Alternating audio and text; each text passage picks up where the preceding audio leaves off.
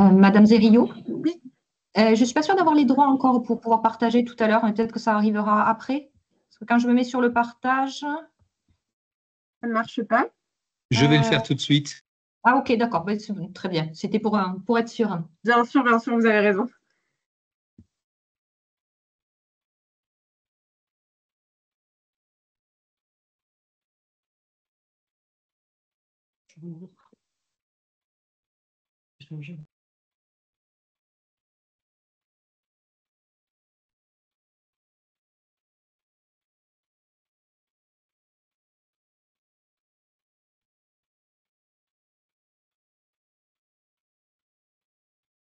Il est 13h05, nous sommes 59. Est-ce que vous pensez que nous pouvons peut-être commencer? Alors, je vais vous demander encore un tout petit instant. Il y a encore des personnes à admettre. Et puis, il Aucun faut que je donne les souci. droits à Caroline Calmel, que je ne trouve pas. Elle était dans les toutes premières à arriver. Et comme ça n'est pas dans l'ordre alphabétique, il faut que je la retrouve. Tout à fait, aucun souci.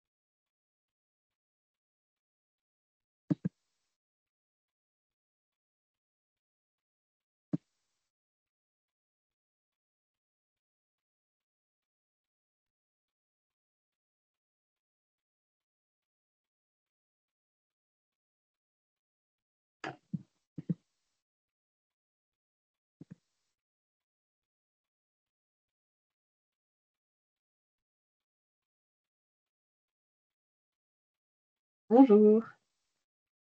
Alors, n'hésitez pas ensuite, pendant les interventions, si vous avez des questions, vous pouvez les mettre dans le chat et je me ferai un plaisir de les relayer à l'issue des présentations.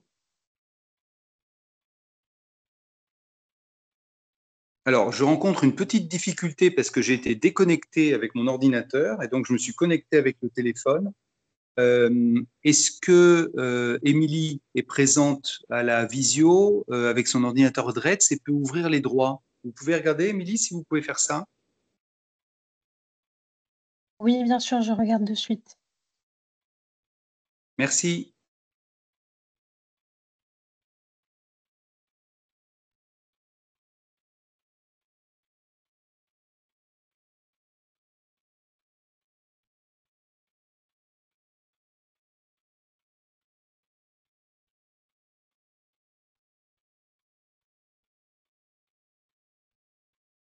À défaut, j'ai déjà les droits, moi, donc Madame Calmel, si vous voulez m'envoyer la présentation, si jamais on n'arrive pas à vous ouvrir les droits, je ne manquerai pas de la partager pendant que vous parlerez. C'est peut-être plus prudent, effectivement. Émilie, avez-vous réussi? Non, je regarde, mais je n'ai pas réussi pour l'instant. Et je continue de chercher.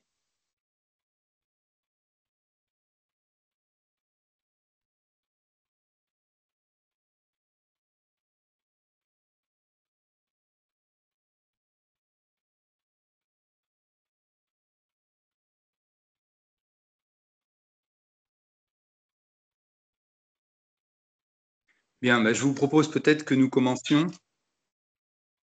Fait. C'est Alors, fait? Parfait. Pardon, juste pour demander, Émilie, c'est bon, vous avez réussi à le faire? Non, malheureusement, je n'y arrive pas. J'ai pas accès, je crois, aux droits. Je cherche toujours, mais Alors, je vais me connecter du coup aux deux. Je vous demande encore une petite minute de patience et on peut démarrer.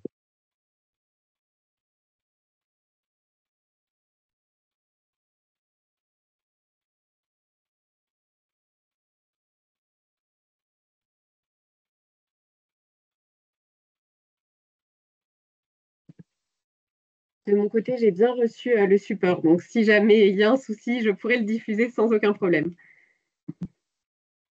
Parfait, merci. De rien.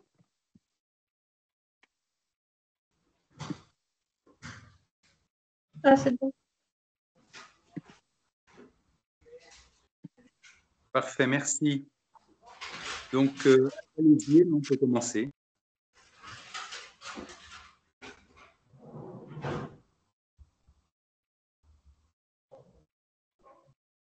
Alors, très bien. Donc, nous pouvons commencer. C'est bien ce que vous avez dit?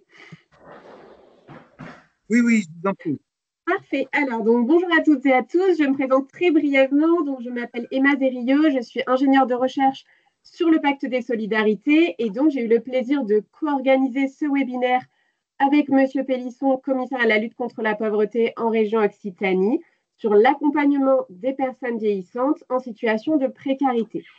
Je tiens à remercier très vivement l'ensemble des intervenants donc, qui ont accepté de partager leur expérience et leurs actions sur ce sujet essentiel, ainsi que l'ensemble des participants. Avant de commencer, donc, je renouvelle l'information. Je souhaitais vous préciser que le webinaire est enregistré. Donc, si jamais vous ne souhaitez pas apparaître sur cet enregistrement, n'hésitez pas à couper votre caméra. Sans plus attendre, je vais laisser la parole à Monsieur Éric Pélisson pour ses propos introductifs et ensuite, nous écouterons les différentes présentations. Si jamais vous avez des questions, n'hésitez pas à les mettre dans le chat et je n'hésiterai pas à les relayer ensuite. Voilà, je vous souhaite une très bonne écoute.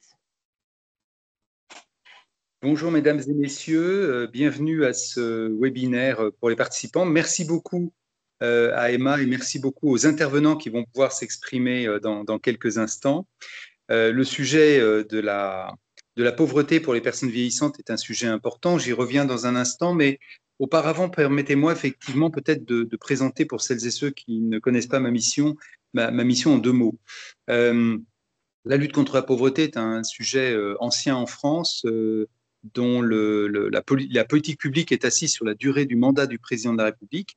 Et donc, à sa première élection, Emmanuel Macron a constaté qu'en fait, les administrations ne se parlaient pas entre elles et qu'il fallait assurer un lien entre les administrations. Il a donc créé une délégation interministérielle à Paris, chargée du dialogue entre les ministères, et un commissaire lutte contre la pauvreté auprès de chaque préfet de région.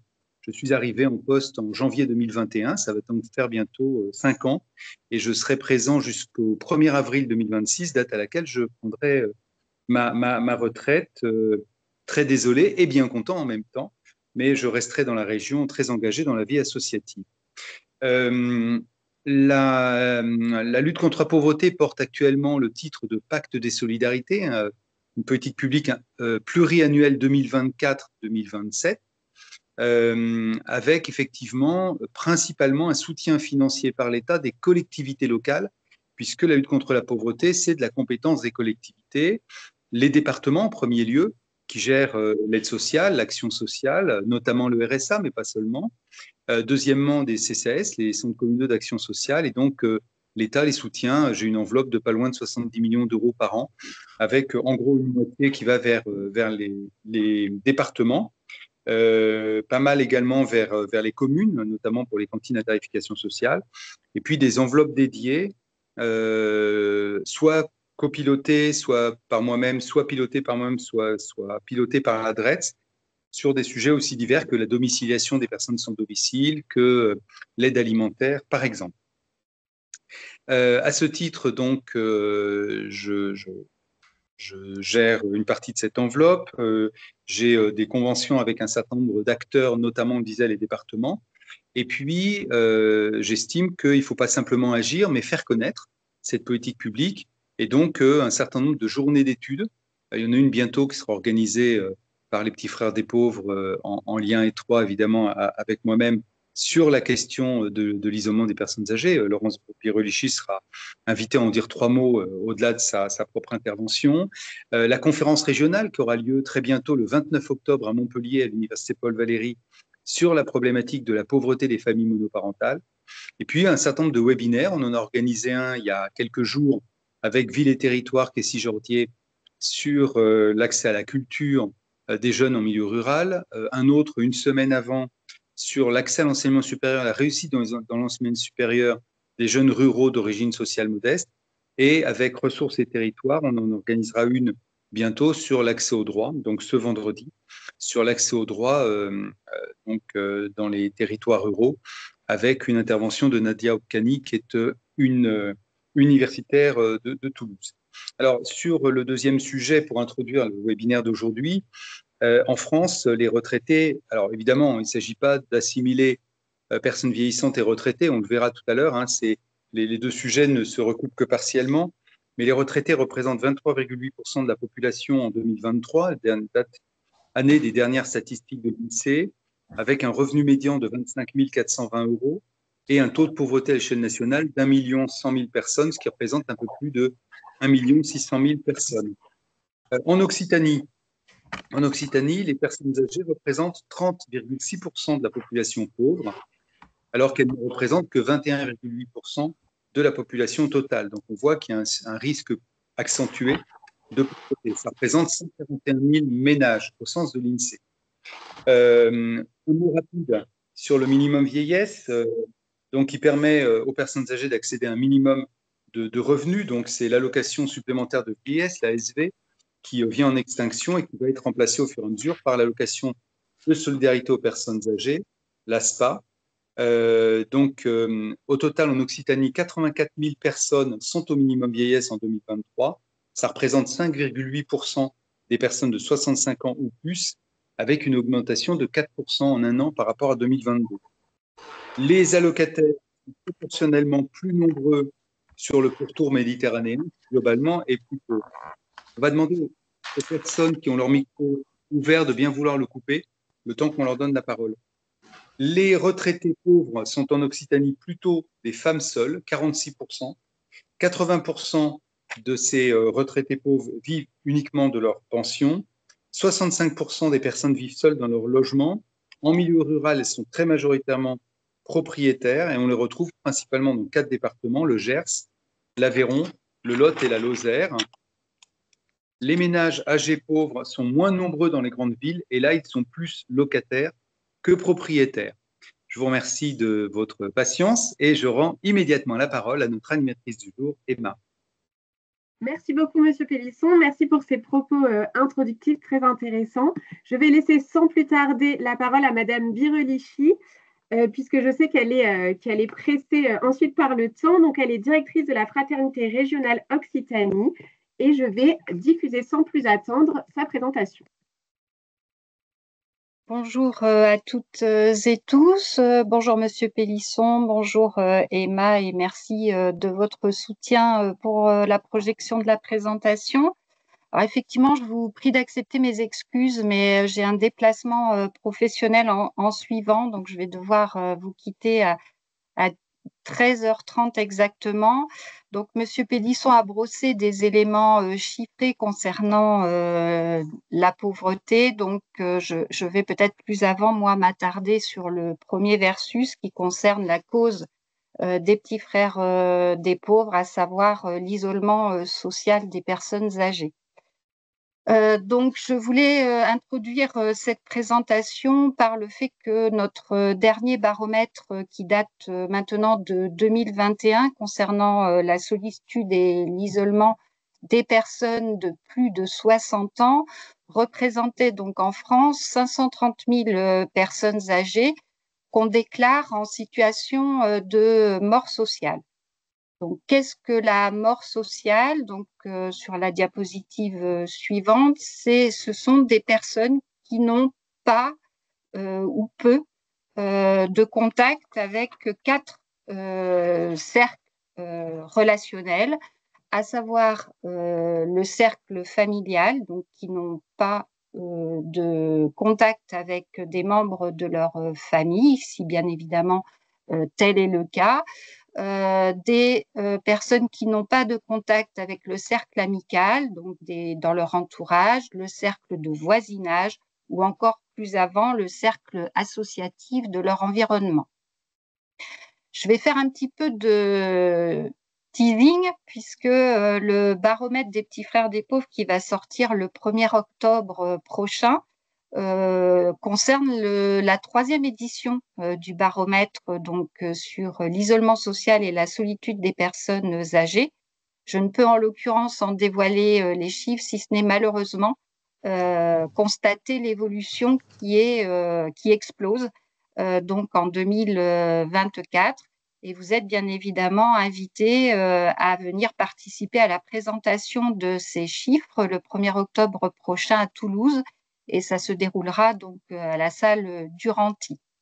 Vous dire que le temps étant compté, ma présentation ainsi que les invitations ou références en commun accord avec Emma vous seront adressées dans les suites de ce webinaire avec l'enregistrement. Donc une situation alarmante qui s'aggrave effectivement au fil des sondages. Je n'ai pas choisi une action en particulier, si ce n'est l'action des petits frères des pauvres.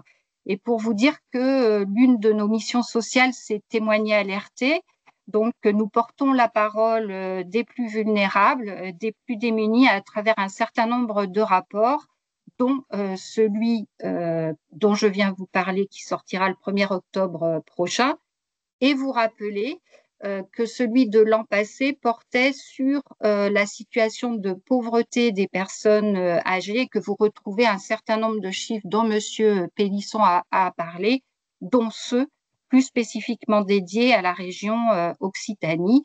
Donc, en diapositive numéro 7, on a effectivement les liens concernant l'ensemble de ces documents que vous pouvez retrouver sur le site des Petits Frères des Pauvres et au sein desquels vous trouvez également des documents concernant la parole des personnes concernées, puisqu'il est pour nous essentiel, au-delà de témoigner des situations de ces personnes, de les entendre et effectivement d'écouter leurs témoignages et problématiques. Donc, en ce qui concerne la fraternité régionale des Petits Frères des Pauvres, donc une rapide présentation avant de vous présenter nos missions et nos actions particulières. Donc, nous sommes présents donc sur 12 des 13 départements de la région Occitanie, à l'exception pour le moment de la Lozère, seul département dans lequel nous ne sommes pas présents, avec pour vocation, comme je vous le rappelais, la lutte contre l'isolement social des personnes âgées qui est portée par des bénévoles. Donc, nous comptons aujourd'hui 42 équipes de bénévoles dans les 12 départements de la région Occitanie, avec dont 4 antennes. Le plus important étant l'acceptation des derniers chiffres du rapport d'activité 2024, à savoir que nous accompagnons 1716 personnes et ce sont donc 1562 bénévoles qui, on va le voir, sont impliqués, engagés, investis auprès des personnes accompagnées, soutenues par une équipe de salariés qui sont au nombre de 23 sur les différents territoires d'implantation de ces équipes. Donc, nos missions, plus singulièrement, donc, ce sont des actions d'accompagnement relationnel. Donc, les bénévoles, effectivement, se rendent auprès des personnes concernées pour créer ou recréer du lien social, puisque comme on le voyait au tout début des propos d'introduction, certaines personnes sont en situation de mort sociale et la grosse difficulté, ou une des plus grandes, d'où l'importance d'être en échange aujourd'hui avec vous, c'est tout le tissu partenarial qui nous permet d'aller vers et de avoir connaissance de situations de personnes que nous ne connaîtrions pas sans le réseau des partenaires institutionnels et sociaux.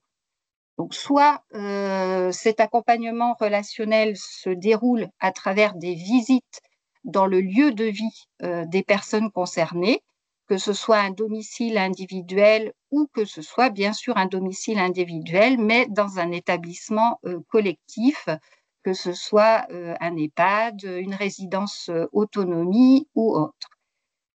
Nous avons également, dans le cadre de ces relations, la possibilité d'offrir aux personnes concernées des actions collectives que nous organisons, donc soit en leur permettant de partir en vacances, ce qui, pour la plupart des personnes concernées, sont des temps d'évasion qui sont, comme pour nous, des temps d'évasion, mais qui se trouvent singulièrement d'autant plus importantes que durant les vacances des uns et des autres, les personnes se sentent d'autant plus isolées puisqu'elles ont la possibilité de voir d'autres personnes partir et forcément, elles, être exclues de cette possibilité. Donc, nous offrons la possibilité de partir en vacances. Nous avons aussi la possibilité d'organiser des actions collectives autour de fêtes, d'anniversaires, ou encore d'accéder à la culture qui, comme on l'a vu, dans le lien social, fait partie d'une des sphères essentielles importantes, à savoir retrouver toute citoyenneté et droit dans la cité et dans un environnement beaucoup plus large, comme aller au cinéma, au théâtre, notamment. Parmi les diverses actions que nous conduisons, donc hormis ces accompagnements dont je parlais, nous nous adressons aussi aux personnes en situation de grande vulnérabilité et notamment en situation de pauvreté matérielle, qui bien sûr, au-delà de l'âge, au-delà de la perte d'autonomie, au-delà de la perte des liens sociaux, majore les difficultés précédentes du fait de l'impossibilité financière d'accéder et de recourir à un certain nombre de droits notamment et de services. Et donc, nous accompagnons des personnes vers le logement avec des possibilités de relogement des personnes, de soutien matériel. Donc, nous apportons des aides financières qui ne sont pas pérennes, puisque l'idée est effectivement de répondre à l'urgence, mais de pouvoir construire une réponse pérenne avec les travailleurs sociaux ou institutionnels du territoire, ou encore intervenir dans le cadre de la lutte contre la maltraitance, l'été faisant partie aussi d'un moment outre ce dont je parlais tout à l'heure, à savoir les vacances. Actuellement encore, et malheureusement de plus en plus et dans les années à venir, faire face à la canicule, aux fortes chaleurs et mobiliser tout le réseau citoyen des partenaires pour offrir des oasis solidaires, c'est-à-dire dans des lieux collectifs, d'ouvrir ses portes pour offrir un lieu climatisé ou en tout cas plus frais que le domicile des personnes et un moment d'échange, bien évidemment, puisque le lien social reste pour nous évidemment le centre de notre action. En dispositif qui est lié avec qui sont liés avec ce que je viens de vous présenter, c'est au-delà de notre action directe à l'attention des personnes concernées, bien évidemment toujours inscrits et dans un territoire et dans un réseau partenarial, nous avons des dispositifs de mobilisation.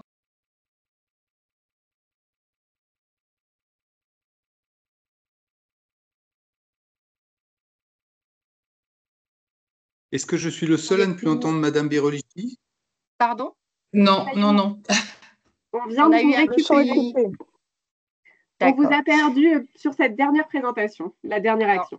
J'en étais à Oasis Solidaire qui effectivement permettait de fédérer des acteurs qui avaient la possibilité dans leurs locaux d'accueillir des personnes dans des moments de forte chaleur.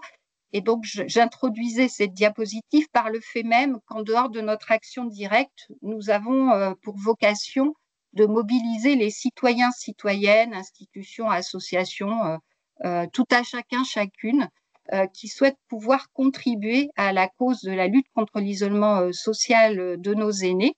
Donc, on a plusieurs dispositifs tels Chasseurs de solitude, qui a vocation à sensibiliser les citoyens à veiller, à repérer dans leur quartier, ou en tout cas à repérer au sens avoir une attention, une vigilance auprès des personnes âgées de leur immeuble, de leur quartier, qu'ils rencontrent à la boulangerie le cas échéant, pour pouvoir effectivement engager des liens avec elles. Nous avons également un dispositif qui s'appelle Génération Lien, puisqu'on est très mobilisé aussi sur l'idée que de lutter contre l'agisme, bien sûr, des personnes âgées, puisque c'est notre cœur de mission, mais aussi de lutter contre la représentation que les plus jeunes ne s'intéresserait pas effectivement aux personnes âgées ou plus âgées, ce qui, dans un de rapports il y a 2 ans maintenant, démontre tout à fait l'inverse, et à savoir que les actions intergénérationnelles sont effectivement source de dialogue et d'échange, autant pour les personnes bien sûr âgées que pour les plus jeunes qui se mobilisent avec elles et ont beaucoup de choses à partager.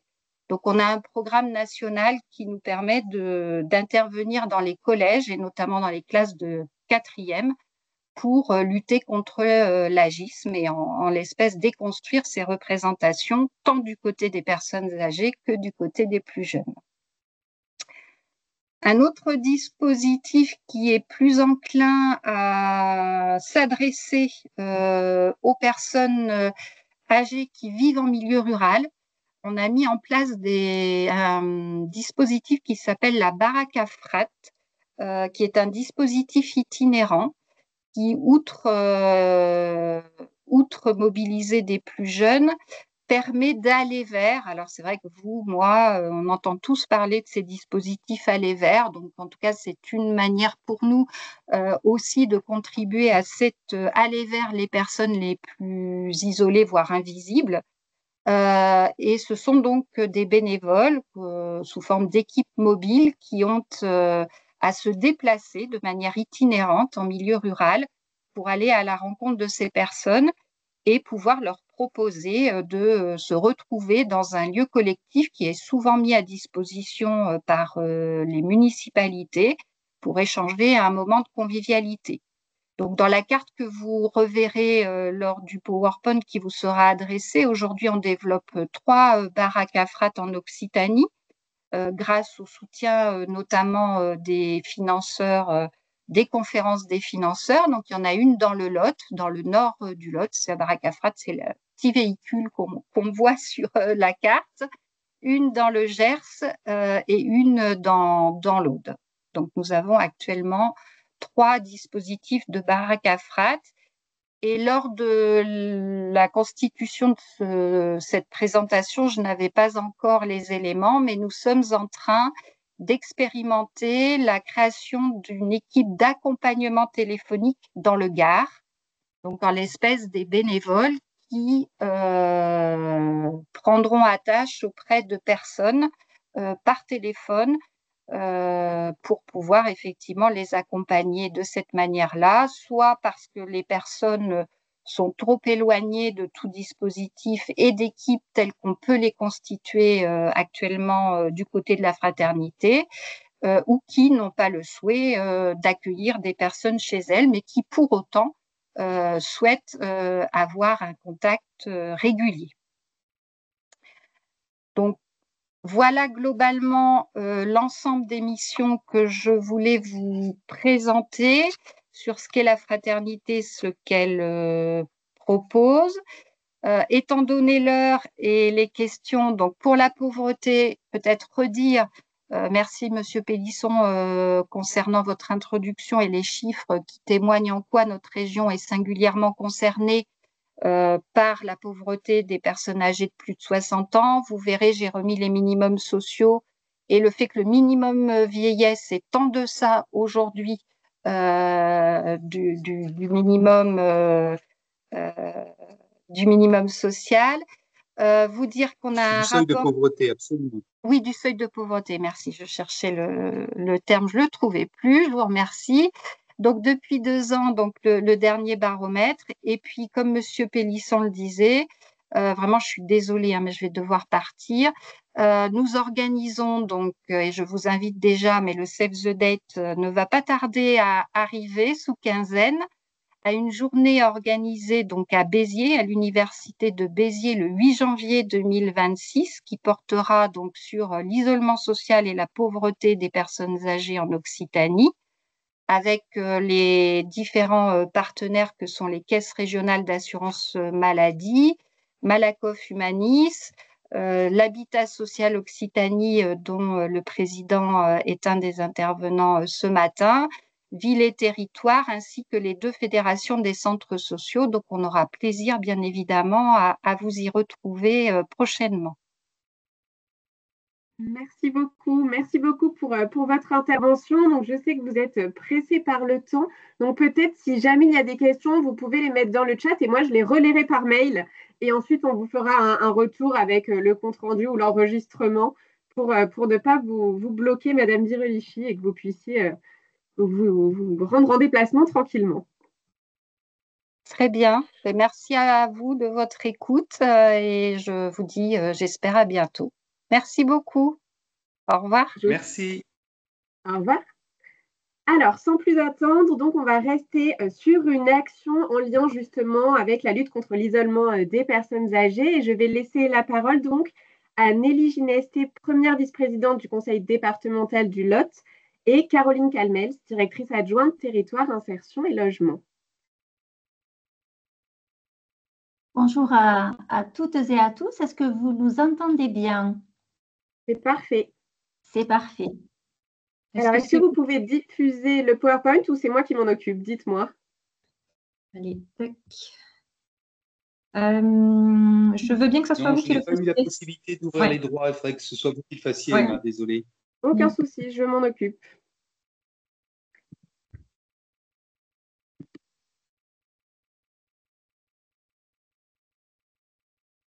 Alors, ça arrive.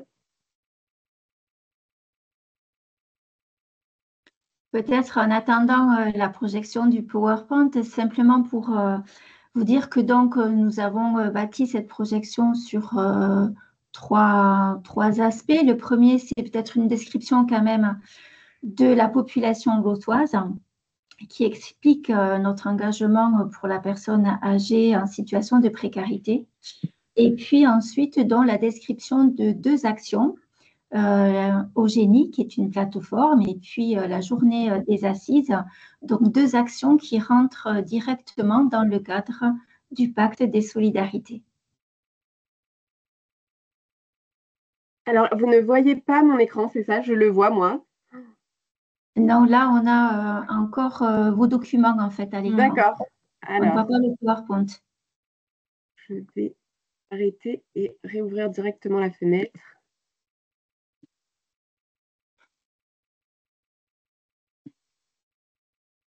Est-ce que c'est bon? Toujours pas. Si, ça y est. Oh, parfait. Est-ce que vous pouvez grossir peut-être un tout petit peu? Ou mettre en plein écran, si c'était possible.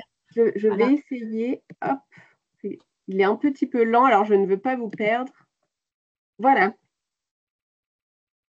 Merci. Voilà, c'est parfait. Merci. Donc, comme je vous le disais, un portrait du Lot. Alors, quelques chiffres au-delà de ce qu'a pu présenter tout à l'heure Monsieur Pélisson, vont faire un petit zoom sur les départements du Lot. Donc, nous sommes un département évidemment rural, 175 000 habitants, un solde naturel négatif, comme beaucoup en France, et un solde migratoire positif, ce qui permet malgré tout un maintien du nombre de la population dans le Lot. On est le deuxième département de France le plus âgé, après la Creuse, avec donc un indice de vieillissement qui est très parlant, 86 personnes âgées de 65 ans ou plus pour 100 personnes de moins de 20 ans quand on est en France.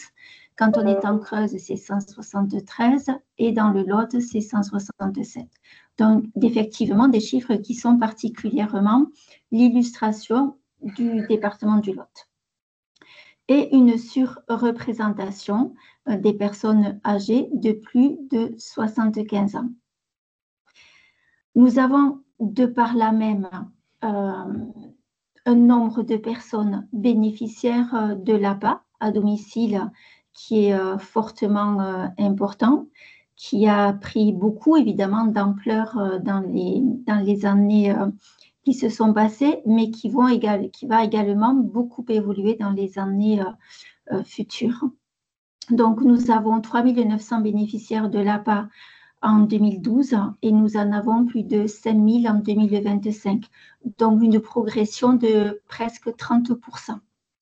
Donc, cette situation est d'autant plus préoccupante, en tous les cas pour nous. On est dans le cas où 4 personnes âgées de plus de 75 ans sur 10 vivent seules. Donc, on est non seulement un département rural avec une population âgée, une population vieillissante et également une population isolée. Un taux de pauvreté qui est également plus marqué qu'en France, mais également qu'en Occitanie. Un taux de pauvreté de 14% dans le Lot, 13,8% en Occitanie et seulement, je dirais, 11,3% en France. Ce constat a décidé les élus départementaux à prendre un engagement de mandat spécifique pour les personnes en situation de vieillissement. Donc, inventer le territoire du bien vieillir, parce que ce que nous vivons, nous, aujourd'hui dans le Lot, c'est ce que vivra demain la France. Donc, un engagement qui concerne le bien vieillir à domicile, comme un établissement, en respectant les choix de chacun, quels que soient ses moyens. Le poids de mots, chaque mot posé est important parce qu'on sait qu'on a le souhait des personnes de vivre le plus longtemps à domicile. On sait également que lorsqu'il y a le choix, et quelquefois malheureusement ce n'est plus un choix, que d'être dans un EHPAD, il faut aussi avoir les capacités financières de résider dans un EHPAD. Le deuxième engagement, c'est de faire de l'accompagnement digne de nos aînés et des personnes handicapées un levier de cohésion entre les générations et de développement économique. On croit très fort, effectivement, à ce qu'aujourd'hui, on n'est pas simplement un département vieillissant et donc sous cet aspect-là, on est aussi un département dynamique avec un lien intergénérationnel très fort et à consolider et à continuer à construire. Je vais laisser pour présenter la plateforme Eugénie, je vais laisser Caroline vous le présenter. Merci Nelly, un petit peu pour cette mise en contexte par rapport au département du Lot. Donc, on souhaitait effectivement vous présenter un outil, une plateforme qui s'appelle la plateforme Eugénie et qui est déployée maintenant depuis 2023. Donc, on commence à avoir un petit peu de recul sur l'utilisation de cette plateforme. Donc, qui est pour nous un vrai outil au service du lien social, parce que c'est vrai qu'on a un gros enjeu qui est la prévention de la dépendance au niveau de notre département dans les années à venir. Et la question du lien social, bien évidemment, de travailler ce lien social auprès de nos seniors fait partie intégrante en fait de la prévention de la dépendance. Donc l'objectif premier de cette plateforme, c'est de pouvoir offrir aux seniors et à leur entourage la possibilité de trouver des initiatives locales proches de leur domicile et tout ça sur un seul site internet. Il y a deux sous-objectifs dans le cadre de cette plateforme Eugénie. Le premier, qui est de pouvoir mettre en avant gratuitement des actions en faveur des seniors. Donc, ça peut être très large, ces actions. Ça peut être tout ce qui est sur le volet culturel, des initiations à l'informatique, des propositions d'excursions. Donc, on est plutôt sur cette proposition-là, plutôt sur des personnes qui sont en capacité d'utiliser la plateforme Eugénie, que ce soit des personnes qui ne sont pas en situation encore de dépendance ou alors pour les proches, des personnes dépendantes. Le deuxième objectif est de pouvoir repérer les situations d'isolement des seniors et de pouvoir les mettre en contact avec un acteur de l'action sociale. Donc, on le verra un petit peu après, mais c'est vrai que dans le cadre de cette plateforme a été travaillé un fort partenariat, puisque c'est quand même un petit peu l'objectif, au-delà d'un simple outil numérique. L'idée, c'était vraiment de travailler, de pouvoir renforcer le partenariat de l'ensemble des acteurs, que ce soit des professionnels, mais aussi des bénévoles, qui œuvrent auprès des seniors. Donc, dans le cadre de cet objectif-là, on est quand même beaucoup plus sur une idée de pouvoir repérer des situations d'isolement et des situations d'isolement, j'allais dire, qui inquiètent et qui nécessiteraient l'intervention et l'accompagnement d'une équipe de proximité. Comme je vous disais, le démarrage a commencé en 2023. On a un petit peu de recul sur un certain nombre de chiffres, en tout cas. Donc, c'est une plateforme qui fonctionne plutôt bien, en tout cas, et qui fonctionne plutôt bien sur le premier axe, qui est vraiment l'idée de mettre en lien les seniors avec toutes les activités de proximité qu'ils peuvent avoir autour de chez eux. Donc, on est à peu près, allez, maintenant à plus de 500 activités publiées sur la plateforme. Plus de 126 structures holotoises référencées. Alors, ces chiffres-là, ils datent de février-mars à peu près, donc on est très certainement bien au-delà maintenant, avec près de 700 professionnels qui ont été sensibilisés et puis bien évidemment des campagnes de communication vers le grand public pour faire connaître cette plateforme, pour expliciter un petit peu ses fonctionnalités. Donc, je ne sais pas si vous le voyez parce que là, le tableau apparaît un petit peu, peut-être trop petit pour que vous puissiez le décrypter. Merci. Mais ça vous donne un peu l'idée de la fréquentation au national de cette plateforme-là puisqu'elle est déjà installée sur plusieurs départements et puis de la fréquentation du site par rapport au département du Lot. Donc, au mois de février de cette année, on était à plus de 8000 visites de l'espace et plus de 53 000 pages consultées. Voilà, donc ça donne un petit peu une idée quand même, effectivement, en tout cas de l'utilité qu'on en trouve sur cette plateforme Eugénie. Merci. Alors, au-delà de la plateforme numérique, c'était ce que je vous disais aussi, parce que c'est vrai qu'on peut se dire que c'est peut-être un petit peu paradoxal de proposer un outil numérique à des personnes âgées qui peut-être sont un petit peu plus en difficulté pour utiliser l'outil numérique. Mais l'idée, c'était aussi d'embarquer toute une dynamique derrière, et entre autres, Eugénie et la structuration du partenariat, en tout cas le renforcement du partenariat au niveau du département du Lot, a permis d'être dans des actions plus concrètes. Et il y a eu ce qu'on appelle, nous, le défi Eugénie, du coup, qui a permis à des résidents de résidence autonomie ou de MARPA de participer à des actions culturelles. Donc, des actions culturelles qui sont passées par la reproduction d'une photo ou d'une œuvre d'art. Donc, c'est quelque chose qui a eu beaucoup de succès, donc qui va être réitéré en tout cas l'année prochaine. Donc, effectivement, c'est une plateforme au-delà du volet numérique qui permet de travailler un peu plus en profondeur des actions collectives. Sur les perspectives, alors l'idée, ce n'est pas forcément de tout vous lire, hein, mais effectivement, nos projections en tout cas, c'est de faire en sorte de mobiliser beaucoup plus de canaux de communication numérique et aussi traditionnels, et de pouvoir élargir en tout cas le partenariat de ces fameux acteurs du champ social qui sont référencés dans le cadre de la plateforme et qui sont en capacité de répondre à une demande quand il y a une sollicitation de la part d'un aidant ou d'une personne âgée.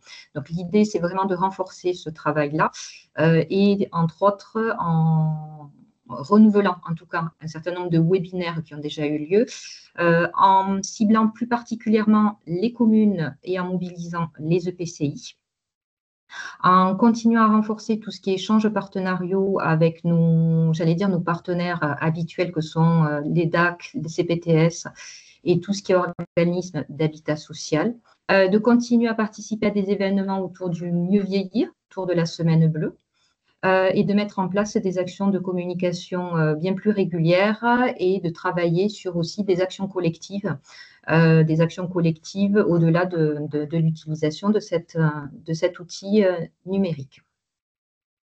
Donc ça, c'était pour l'aspect Eugénie.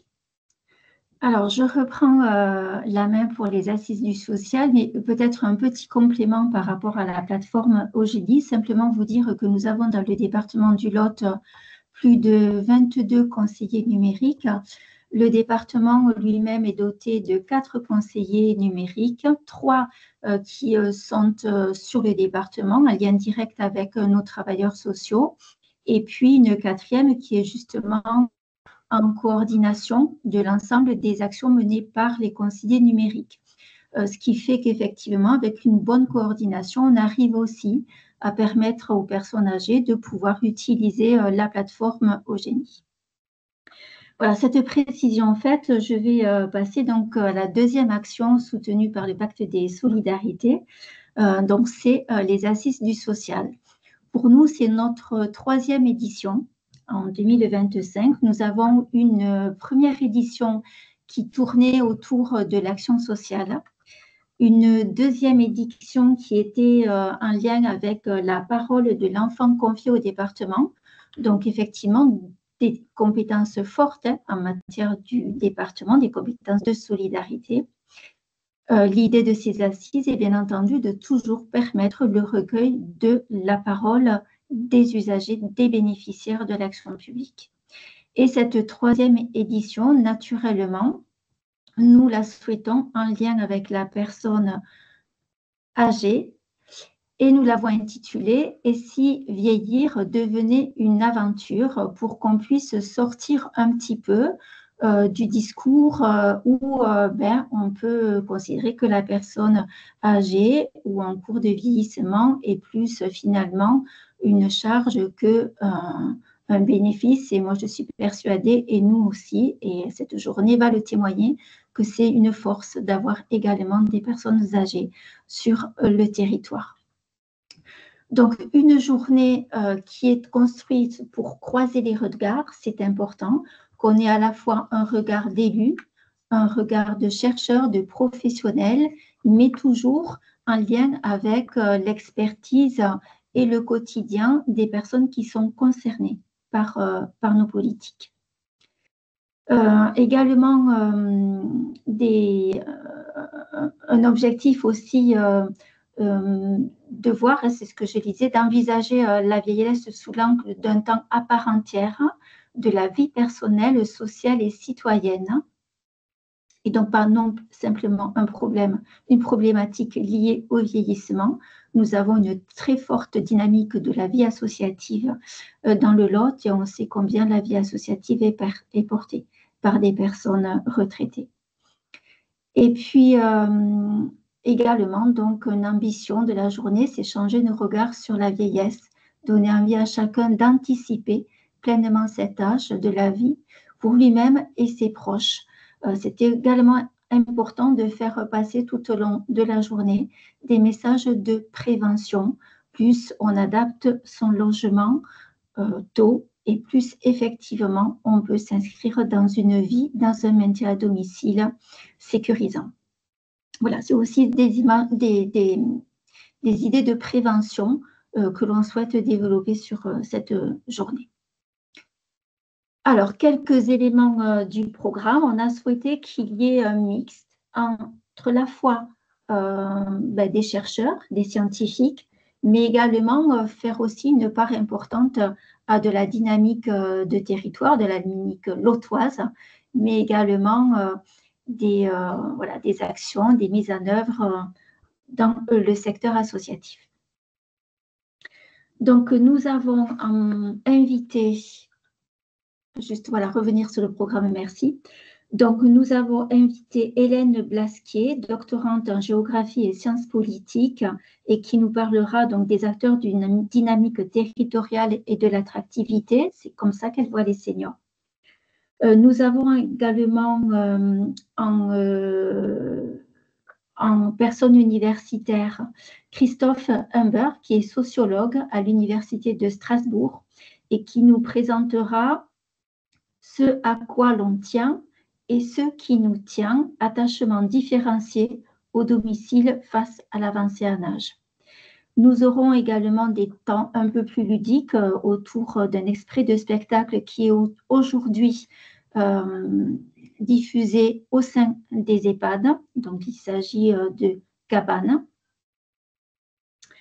Et puis, nous aurons pour l'implication lotoise, l'aventure du Bavardou, qui est racontée donc par ces bénévoles. C'est un café associatif. Nous aurons également Caroline Buis, qui est une designer médiatrice au sein de la capitainerie. C'est construire le territoire de demain avec les habitants et les acteurs locaux. Et pour terminer, donc également pour rester dans la vie associative, Vanessa Couvreux, qui est directrice de l'association Habitage Et Nina Kataloud, j'ai peur d'écorcher son nom, désolée, qui est directrice de l'association Artesage dans le Gers et qui a mis en œuvre, donc, avec le soutien de l'association Habitage, des ateliers pour effectivement mieux appréhender la maison pour vivre chez soi quand on est en situation de vieillissement. Voilà, rapidement brosser le programme de cette journée. Et ensuite, bien sûr, on ne s'arrête pas à une journée, on essaye d'évaluer les impacts que l'on souhaite y donner. Donc, quand on est citoyen, donc c'est sensibiliser à la thématique du vieillissement, anticiper l'avancée en âge et à la perte d'autonomie. Pour les professionnels, c'est également faire évoluer les accueils en MSD, donc dans nos maisons des solidarités, dans les espaces personnes âgées, afin de travailler le volet de prévention et accompagner les seniors dans cette tranche de vie. Et ensuite, pour nous, évidemment, élus, c'est sensibiliser l'ensemble de nos collègues à la thématique afin de permettre à ceux-ci de solliciter les services adéquats.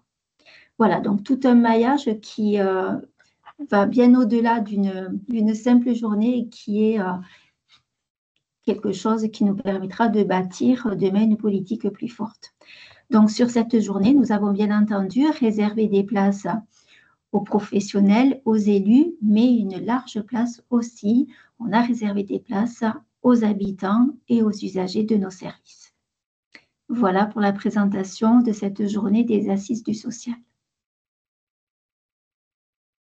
Alors, je vous remercie vivement pour votre intervention. Pour l'instant, nous n'avons pas eu de questions en direct, donc je propose qu'on enchaîne avec les autres interventions et ensuite on aura un temps d'échange une fois que toutes les interventions seront passées, si cela vous convient. Alors, donc si c'est bon pour vous, je vais laisser la parole à Monsieur Jean-Michel Fabre, président d'Habitat Social Occitanie et vice-président du Conseil départemental de la Haute-Garonne.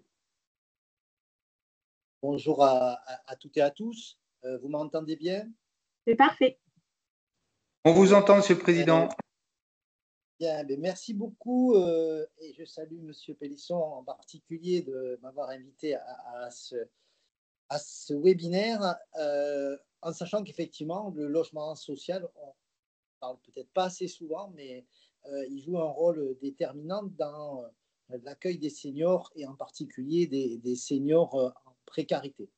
La présidente de l'Union sociale de l'habitat national dit très régulièrement que le logement social loge la France telle qu'elle est. Et la France telle qu'elle est, c'est une France où il y a de plus en plus de seniors et de plus en plus de seniors qui veulent vivre chez eux. Et le logement social doit jouer pleinement son rôle. Au niveau de l'Occitanie, quand on regarde les sujets majeurs qu'on a devant nous pour l'ensemble des bailleurs sociaux, on a 3 sujets très importants. Le premier, c'est l'augmentation de la population. On est dans une région qui accueille beaucoup de population. Et première remarque, il ne faut pas croire que ce sont des jeunes ingénieurs uniquement qui arrivent sur notre territoire plein de dynamique. Il y a des personnes âgées, il y a des personnes au RSA, il y a toutes les populations. Et on a dans l'accroissement de la population des personnes âgées. Deuxième sujet, c'est le logement des seniors, car quels que soient les territoires, on a une augmentation très, très importante dans le logement social et dans les gens qui arrivent. J'y reviendrai avec des chiffres. Il y a un troisième sujet que je lirai aujourd'hui aussi à la question des seniors, c'est la nécessité de s'adapter au changement climatique. Et je pense en particulier au confort d'été, qui est un enjeu considérable pour tout le monde, pour le logement social en particulier, mais a fortiori, quand on s'occupe du logement des seniors, on a eu du mal l'été dernier à vivre avec 10 jours de canicule. On prévoit qu'en 2050, ça sera 80 jours de canicule. Et c'est que depuis déjà pas mal de temps, il y a plus de personnes qui ont des problèmes de santé, voire de mortalité, liés aux canicules qu'aux périodes de froid. La situation du logement social en Occitanie, pour ce qui concerne les seniors, 24% des logements ont un signataire du contrat, donc la personne qui a été à l'origine du bail qui ont 24% qui ont plus de 65 ans et 10% qui ont plus de 75 ans. Donc, d'ores et déjà, une part très importante qui progresse beaucoup. J'y reviendrai tout à l'heure. Concernant les demandes de logement, aujourd'hui, c'est 10% des demandeurs qui ont plus de 65 ans. Le temps où les gens arrivaient dans le logement social quand ils étaient jeunes et puis petit à petit gagnaient mieux leur vie, ils partaient sur du logement privé ou ils achetaient, est bien révolu. J'y reviendrai là aussi. Aujourd'hui, on vient dans le logement social à tous âges et en particulier pour les seniors. Pour ce qui concerne l'attribution des logements, c'est près de 9% des logements qui sont attribués à des personnes de plus de 65 ans. Donc, cette question-là, nous devons nous adapter, tous les bailleurs sociaux, avec quelque chose qui concerne tout le monde. C'est que tout le monde veut rester chez lui le plus longtemps possible. Ça a été dit précédemment. Ce cas, par contre, il faut qu'on ait en tête que quand on dit qu'on veut rester chez soi, ce n'est pas toujours le même chez soi. Et au cours des années, en vieillissant, on a besoin de faire évoluer son chez soi. Et là-dessus, le logement social est comme le reste, très concerné. On a d'abord des personnes qui ont vieilli dans le logement social et qui, à un moment donné, veulent changer de logement, d'abord parce qu'elles ont des grands logements et qu'elles veulent aller vers des plus petits logements, même si ce n'est pas toujours une solution, j'y reviendrai tout à l'heure. Et puis, des personnes qui ont vieilli dans le logement social qui n'est pas adapté et sur lequel il faut soit les transformer, soit changer de logement. Là aussi, j'y reviendrai. On a des seniors qui arrivent dans le logement social pour deux raisons. La première, c'est parce que leur logement privé est inadapté. Mais la seconde, c'est qu'il y a de plus en plus de cas où les personnes, au moment où elles viennent à la retraite, ont des revenus qui baissent, ne sont plus en capacité de rester dans le logement où elles sont, et donc qui cherchent à aller dans du logement plus accessible au sens financier du terme. Et puis, il y a aussi un certain nombre de personnes qui ne sont pas forcément à la retraite, mais qui préparent leur avancée en âge et qui veulent aller dans un logement social plus proche des services, plus facile à vivre et souvent plus proche des enfants. Et je ferai une petite parenthèse à ce sujet-là parce que c'est un grand débat dans le logement social. On entend régulièrement les personnes dire oui, mais c'est un scandale, il y a des personnes âgées qui ont un T4 alors qu'elles sont que deux. Bon, c'est un vrai sujet, on essaye de le faire bouger, mais moi, je ferais remarquer que d'abord, la plupart des personnes qui ont cet âge-là, elles sont dans des villas avec. Elles ne cherchent pas à aller dans un logement plus petit. Mais il y a un point qu'il faut voir, c'est le rôle social des personnes âgées, en particulier sur la garde des petits-enfants. Et il faut savoir que deux enfants de moins de 6 ans sur 3 vont occasionnellement ou régulièrement chez leurs grands-parents. Et là, on a un rôle social qu'il ne nous faut pas. Alors, quand on regarde à quoi on est confronté aujourd'hui pour le logement des seniors, le premier sujet, qui n'est pas un petit sujet, c'est l'accompagnement de la demande. On est passé au numérique. Il y a 10 ans, l'essentiel des demandes était sur des formulaires papier, remplis parfois dans les organismes HLM ou dans différents lieux. Aujourd'hui, l'essentiel des demandes se fait par voie numérique. Déjà, un certain nombre de seniors, bien sûr, ont des difficultés, mais ce n'est pas parce qu'ils y arrivent que le dossier est bien rempli. Et on a un sujet qui concerne tout le monde, mais qui concerne beaucoup les seniors, c'est des demandes de logement qui sont faites, mais qui ne seront pas bien remplies. Alors, il n'y a pas forcément les bons revenus, mais surtout quand elles ont des difficultés, par exemple pour se déplacer, c'est assez rare que le dossier soit complètement rempli, ce qui veut dire que derrière, ces personnes ne pourront pas être bien repérées, ne pourront pas être bien accompagnées, voire ne pourront pas être, dans certains cas, priorisées comme elles pourraient l'être.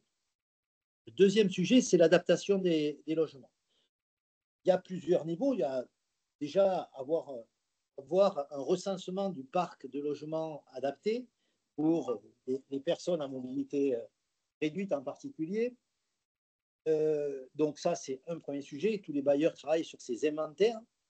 Le deuxième, c'est l'adaptation à la demande. Et là-dessus, je pense qu'il faut bien avoir en tête que beaucoup de logements sont transformés pour les personnes qui habitent dans le logement social. Allô ? C'est d'autant plus... Bonjour. Oui. C'est d'autant plus facile que les bailleurs sociaux Non, pas bénéficient de aujourd'hui. défiscalisation. On en parle en réunion Excusez-moi, demain. on entend votre Est-ce que la micro. personne qui a son micro ouvert peut le couper, s'il vous plaît? Merci. Donc, je disais que c'est d'autant plus facile que les bailleurs sociaux, quand ils aménagent des logements pour des personnes qui ont des difficultés à se déplacer, avec ce qui est bien connu, le passage de la baignoire à la douche, un certain nombre de travaux de ce type-là, bénéficient de défiscalisation, ce qui fait que ça limite l'impact sur leur propre financement.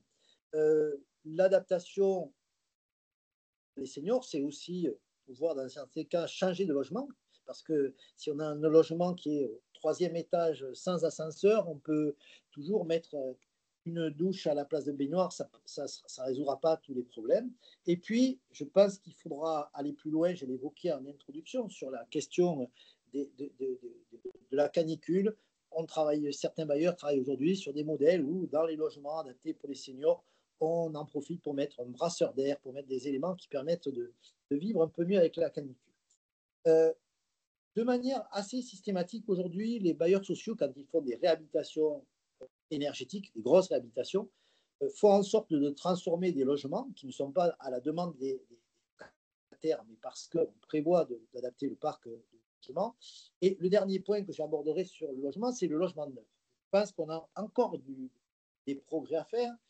Sur le logement neuf, on a d'abord, les bailleurs sociaux ont des offres dédiées avec peu du logement senior ou des modèles dont je vais parler tout à l'heure.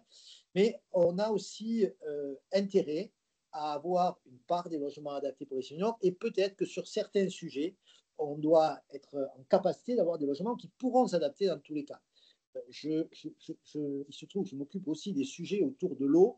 Tous les étés, on dit qu'il faut arrêter d'utiliser les baignoires et au bout de quelques dizaines d'années, ces baignoires, on les casse. Donc peut-être qu'il faudrait que dans le neuf, on se mette à mettre des douches partout et ça nous permettrait d'avoir à rencontrer des problèmes dans l'avenir.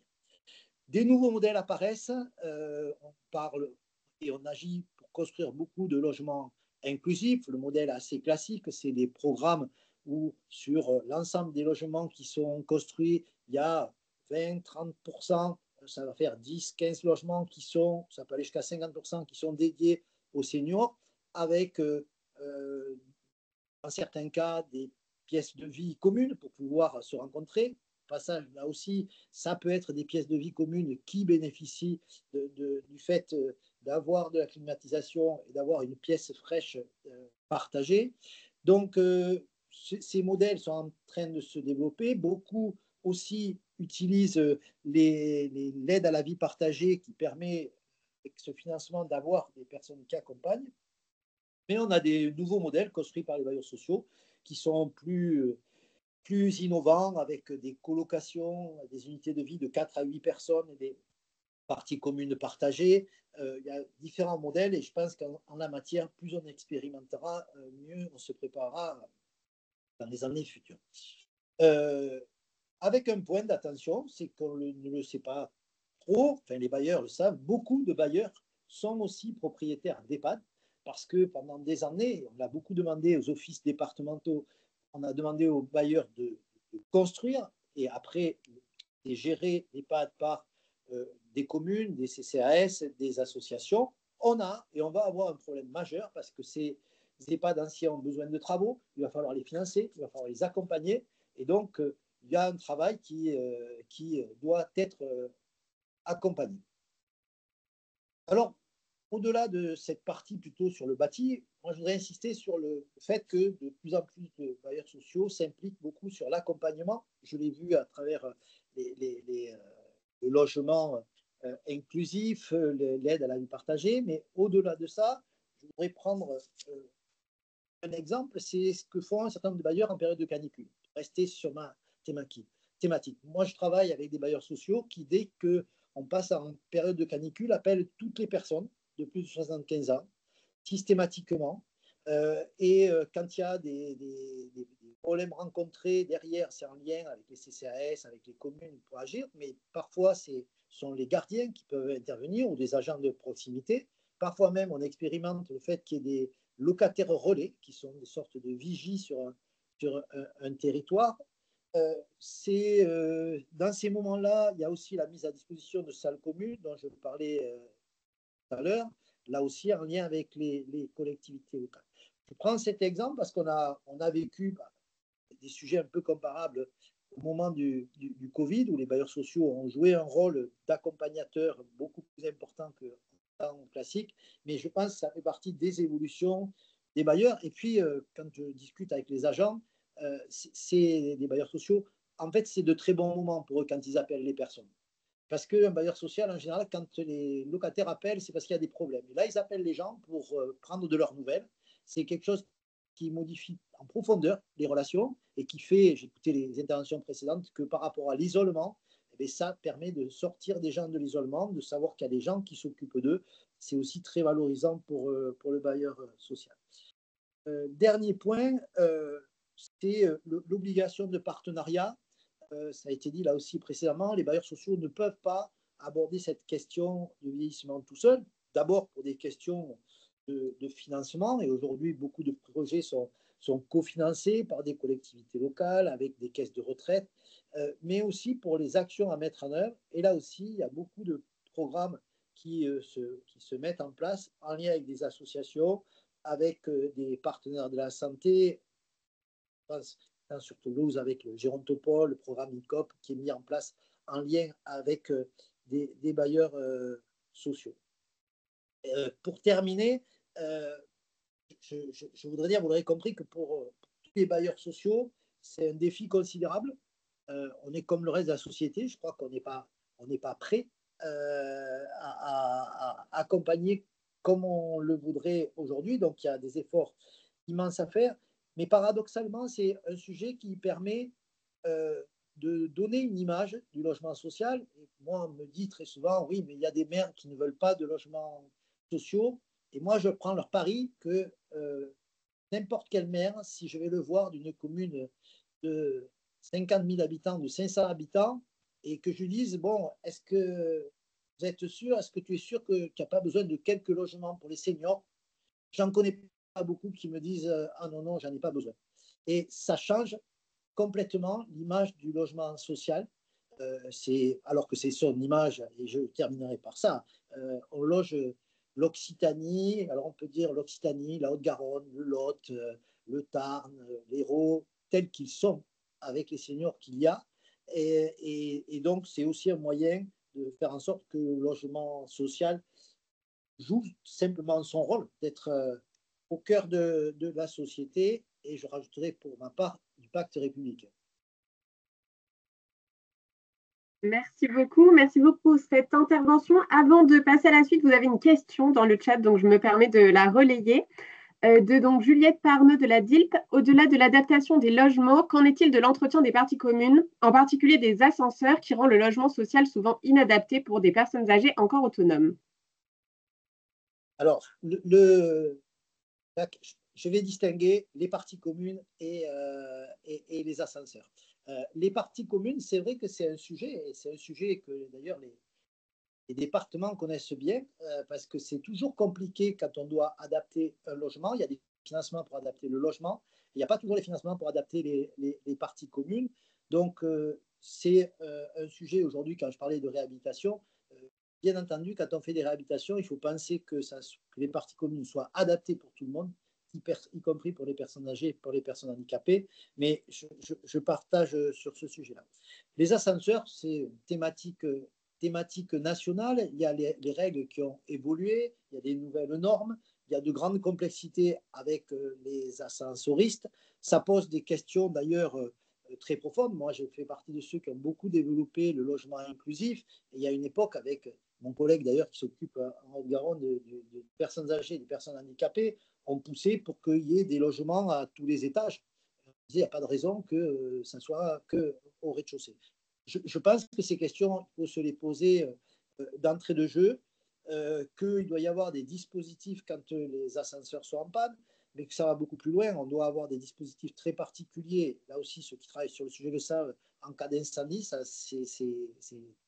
c'est complexe à gérer. Mais oui, il faut travailler sur cette question des ascenseurs.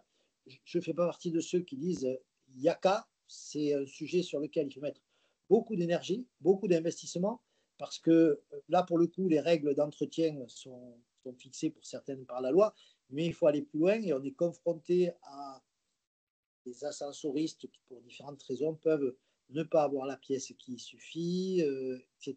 Donc, vrai sujet, sujet très lourd. La seule chose, c'est qu'il ne faut pas penser que ça concerne que les logements sociaux. J'ai tendance à voir beaucoup d'articles qui concernent le logement social, alors que tout le monde est concerné par le sujet. Donc, là aussi, pas de caricature sur ce sujet-là. Allez-y, Madame Parlot. Merci beaucoup de votre retour très complet, Monsieur le Président. Non, mais évidemment, c'est un sujet qui concerne aussi le parc privé. Bon, après, évidemment, l'engagement et la responsabilité des bailleurs sociaux n'est pas la même. Et, voilà, on peut aussi avoir une action qui est peut-être plus collective auprès des bailleurs sociaux, ce qui est moins le cas dans le parc privé. J'avais peut-être une autre petite question sur... Nous, on a eu la chance, donc moi, je suis à la délégation interministérielle à la prévention et à la lutte contre la pauvreté. Et on a eu la chance de pouvoir échanger avec Emmanuel Cauze, justement, sur l'accompagnement social à la prévention et à la lutte contre la pauvreté des résidents du logement social. Notamment, il y a des dispositifs qui sont mis en place par certains bailleurs sociaux, vraiment d'accompagnement social. Vous avez parlé plutôt d'un accompagnement pour les personnes âgées, mais plutôt à la prévention, à la perte d'autonomie. Est-ce que vous avez connaissance dans votre territoire de... voilà, moi je me souviens d'Emmanuel Cauze qui nous parlait d'une travailleuse sociale qui allait voilà, au sein des logements, auprès des familles, soit des familles monoparentales, soit des personnes âgées, pour aller trier les factures, voir voilà, ce qui était disponible et se rendre compte qu'en fait on avait un taux de non-recours de la SPA très important et permettait après de bénéficier, de faire bénéficier de la SPA à ces résidents. Donc est-ce que vous avez en tête des initiatives de cet ordre-là dans votre territoire? Et alors, il y a énormément d'initiatives et je dirais presque que c'est une obligation. C'est une obligation sociale et c'est aussi une obligation économique.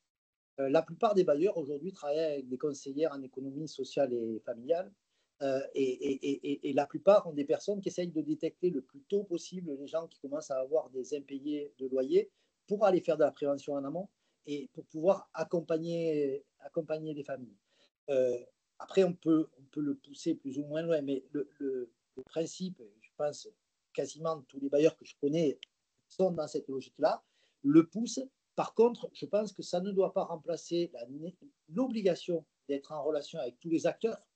Je suis aussi conseiller départemental, ça veut dire qu'il faut qu'il y ait des liens avec les maisons des solidarités, ça veut dire qu'il y a des liens avec les CCAS et que très souvent, c'est en interconnectant tous les acteurs qu'on arrive à accompagner les familles les plus en difficulté. Il ne faut pas penser que les bailleurs sociaux, tout seuls dans leur coin, pourront accompagner toutes les familles.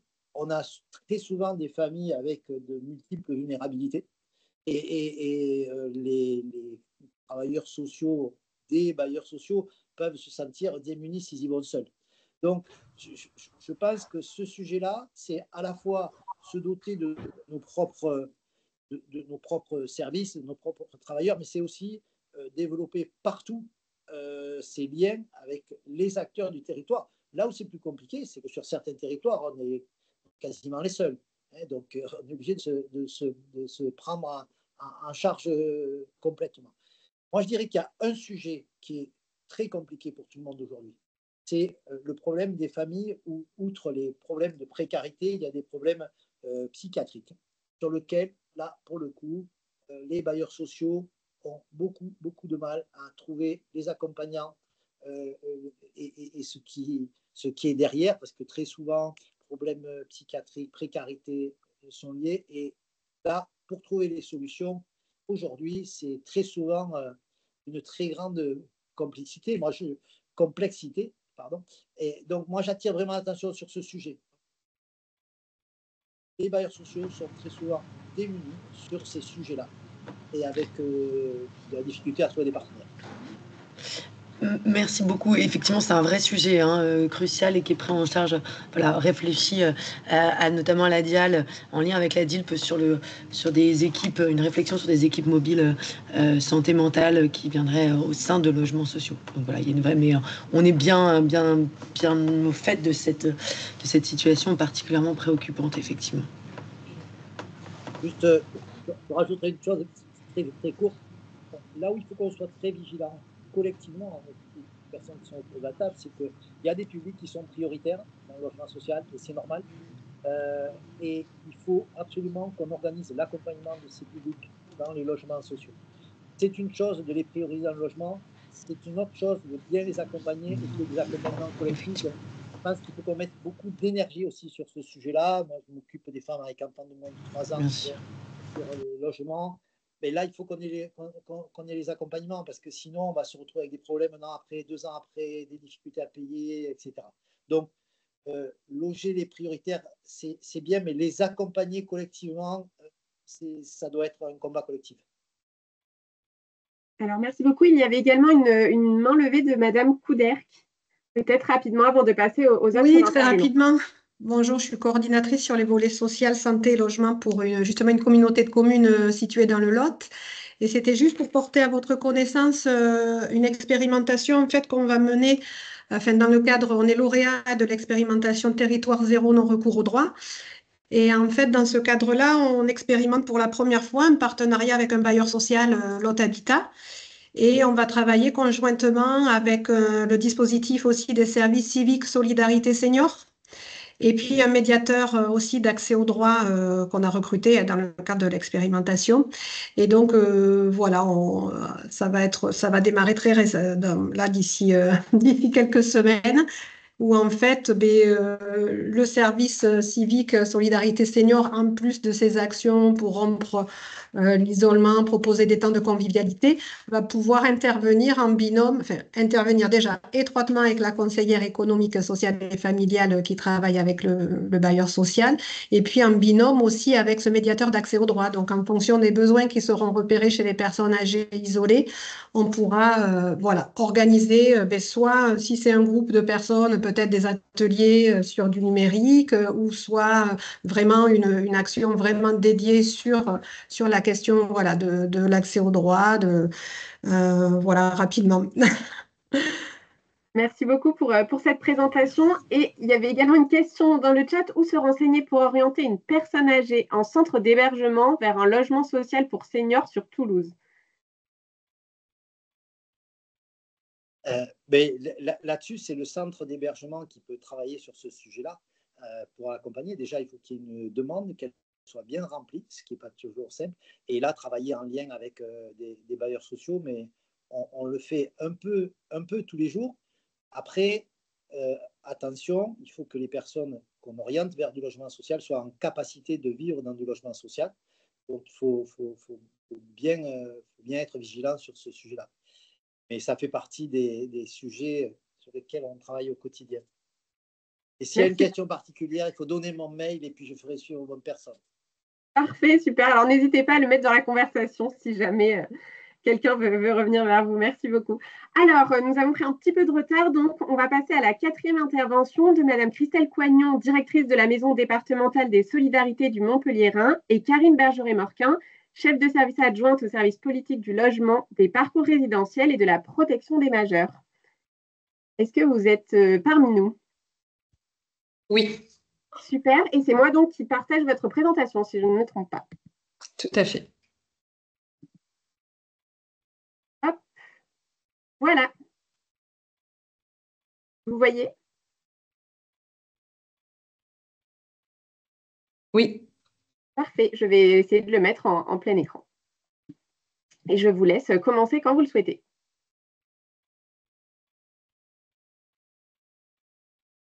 Alors, c'est Madame Bergeret qui commence, voilà. Oui, je n'avais pas allumé mon micro.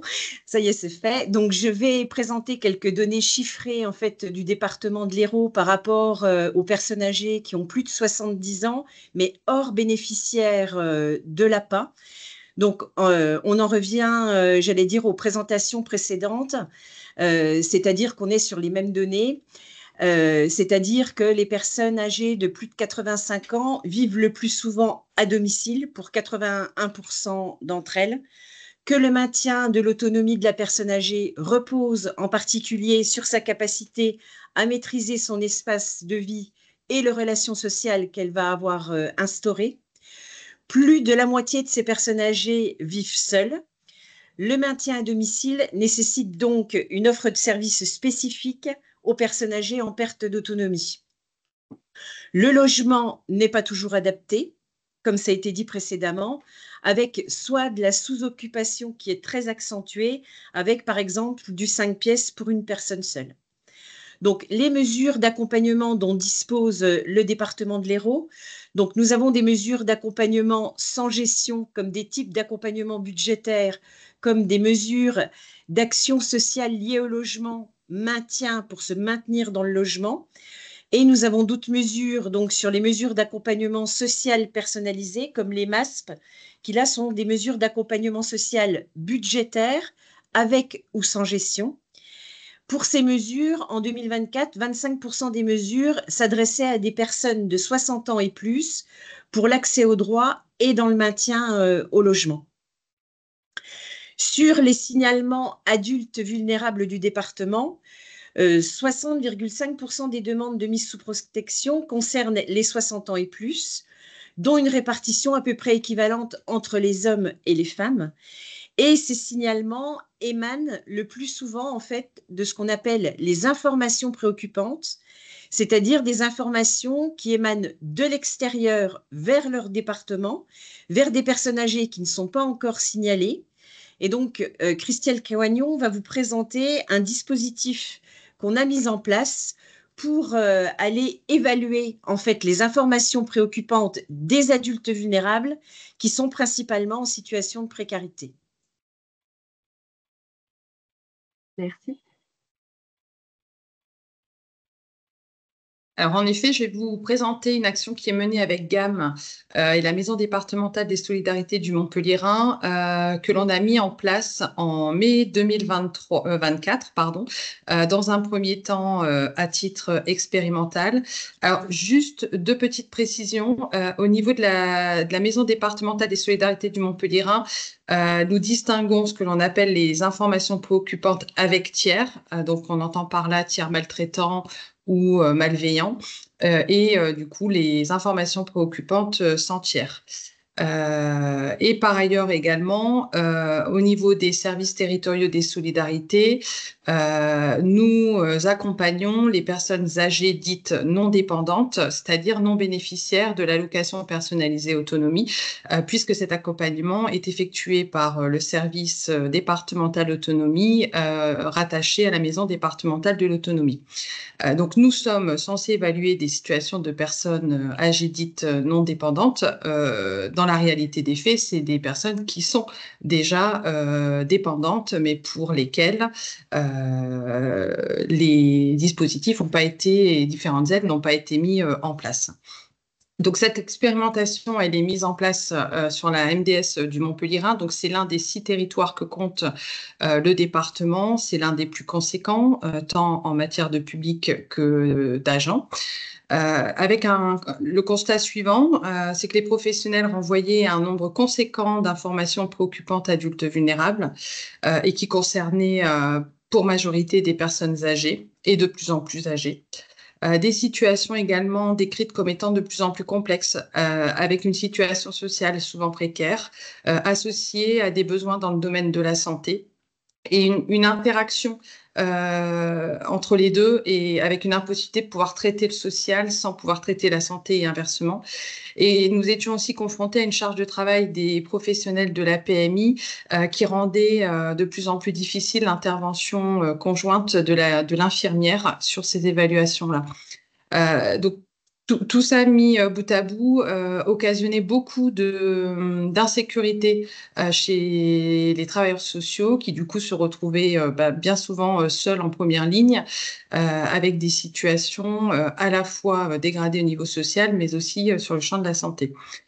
Donc, au niveau de la MDS, on a pu saisir l'opportunité de mettre en place cette expérimentation avec l'association GAM, qui dispose d'un centre de santé, qui dispose d'un service d'aide à domicile et d'un service de soins infirmiers à domicile.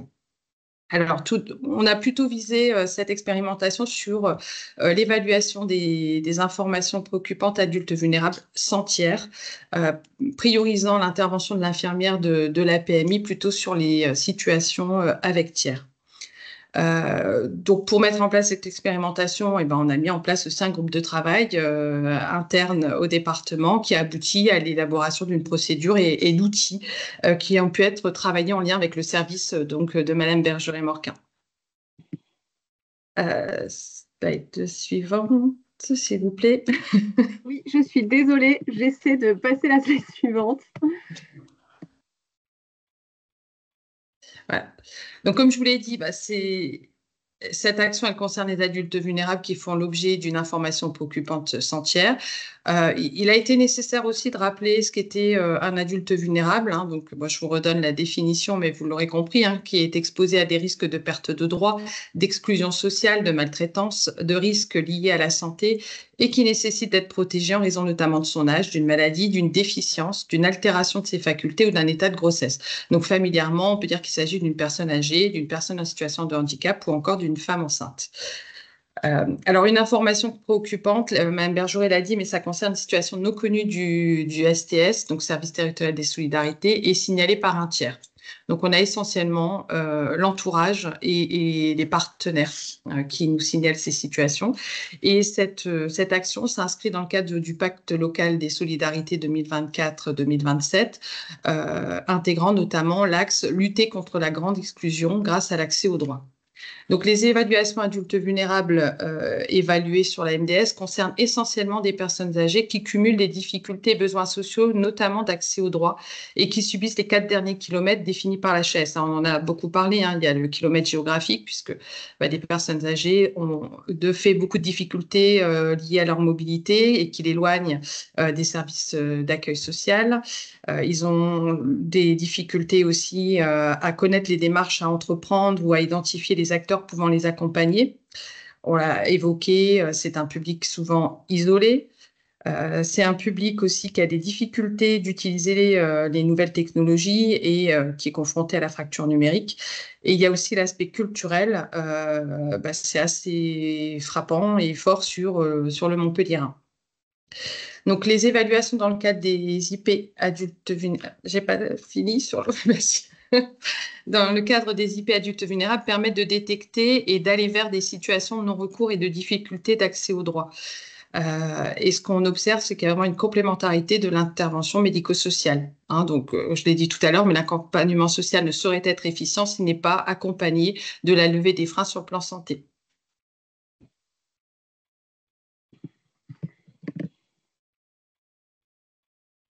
Alors, quelques chiffres. Je vous ai mis le bilan de l'année 2024, sachant que ça a démarré au mois de mai. Vous pouvez mettre la slide précédente, s'il vous plaît?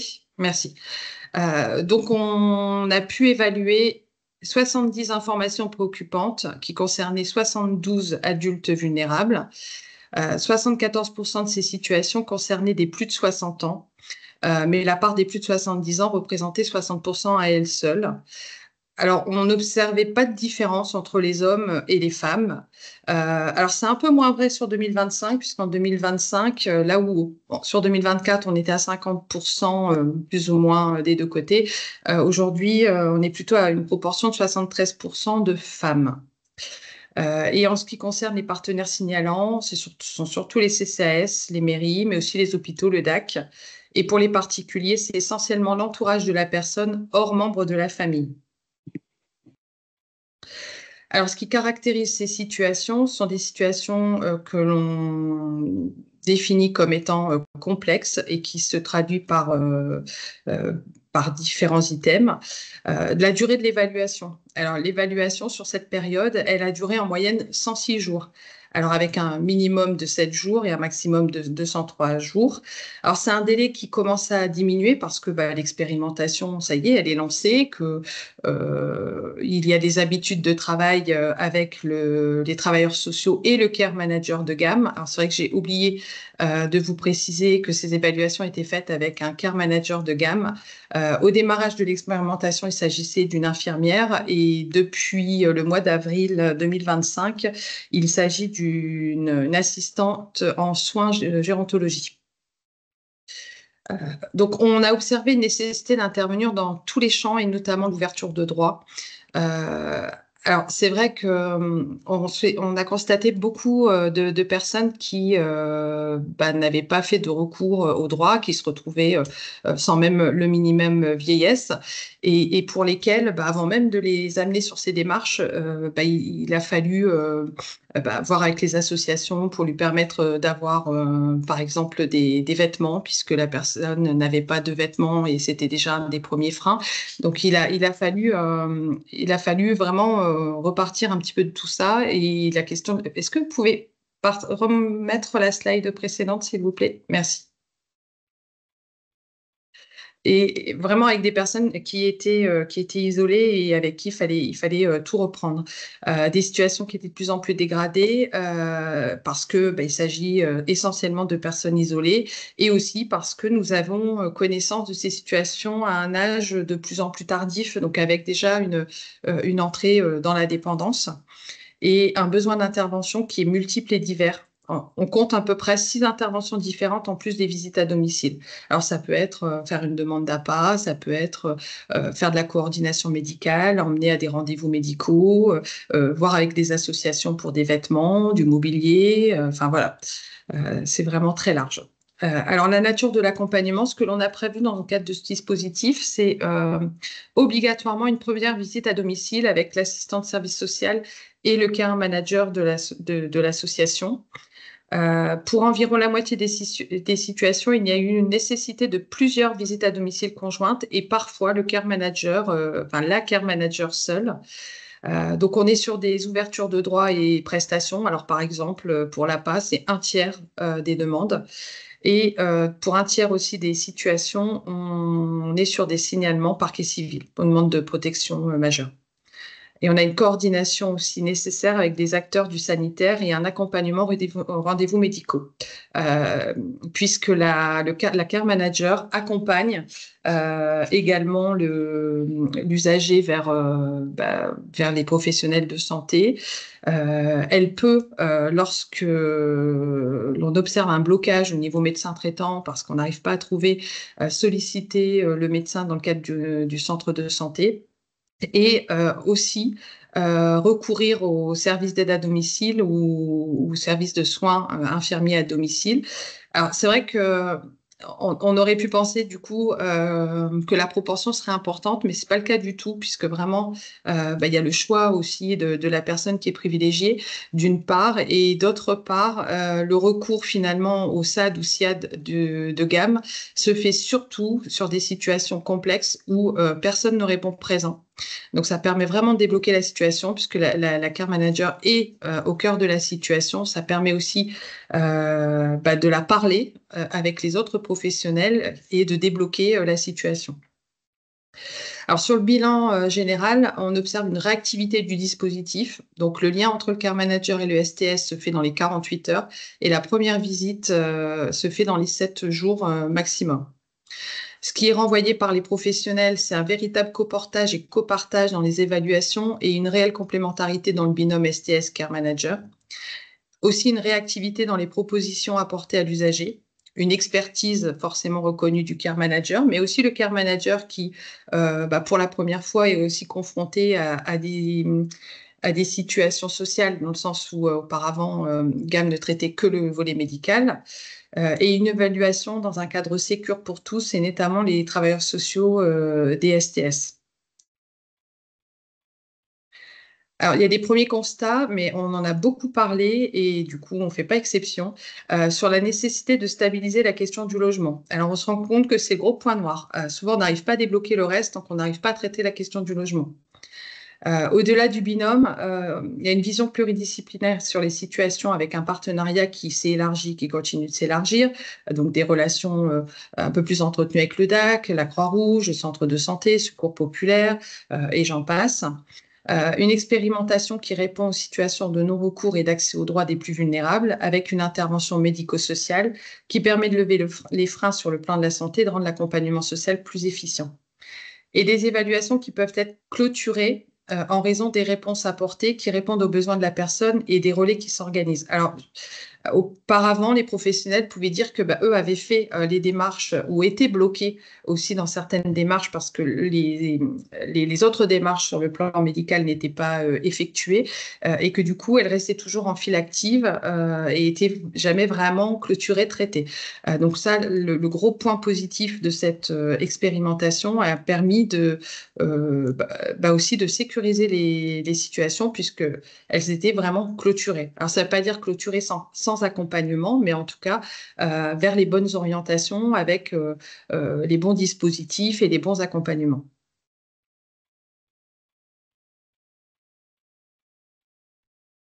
Alors, merci beaucoup pour votre présentation. Donc, si je ne me trompe pas, on est au stade des questions. Vous avez eu de nombreuses interrogations pour savoir si nous pourrions diffuser ensuite les supports. Est-ce que vous en êtes d'accord? Il y a plusieurs questions en ce sens. Oui. Super, parfait. Bon, merci beaucoup. Alors, est-ce qu'il y a d'autres questions dans le chat? Il ne me semble pas. Si c'est bon, nous allons passer à la dernière intervention puisque nous avons pris un petit peu de retard. Et ensuite, si jamais il y a d'autres questions, nous y reviendrons bien sûr à la fin. Alors, c'est à Véronique Champonnier, directrice de l'EHPAD La Tour de l'Âge d'Or des Thermes d'Armagnac. Comment vous voulez qu'on procède? Est-ce que vous voulez que je diffuse la vidéo en premier ou par la suite? Oui, je pense que c'est bien de diffuser ça présente tout le projet, donc il n'y a pas de souci. Parfait. Alors, je commence par partager la vidéo.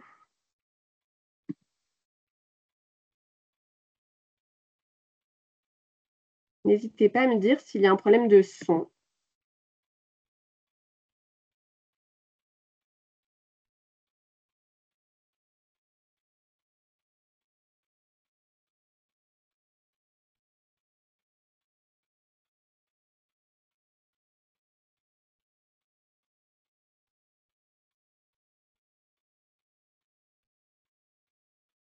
Il semblerait qu'il n'y ait pas de son. Pour moi, au moins. Nous n'avons pas le son. Vous n'avez pas le son? Non, il n'y a pas de son. Personne n'a le son? D'accord, personne n'a le son. Alors, je suis navrée, mon son est au maximum, donc je ne sais pas comment… Emma, il y a une option à faire pour que le son passe, mais je ne saurais pas vous l'expliquer. Est-ce que quelqu'un dans l'assistance sait quelle est l'option qu'il faut… quel est le bouton sur lequel il faut se mettre pour que le son puisse passer d'une vidéo sur Teams? Alors, j'arrête le partage d'écran et je regarde si on me propose quelque chose en plus. Ah, inclure le son. Normalement, quand vous partagez, voilà. Alors, n'hésitez pas à m'interrompre de nouveau, je retente. L'EHPAD La Tour de l'Âge d'Or est une petite unité de vie qui est vraiment un établissement à taille humaine. L'objectif principal du projet, j'ai envie de dire pour les résidents, parce qu'on est là pour eux, c'est de leur faire plaisir. Il y a des objectifs. Un des premiers objectifs après le plaisir des résidents.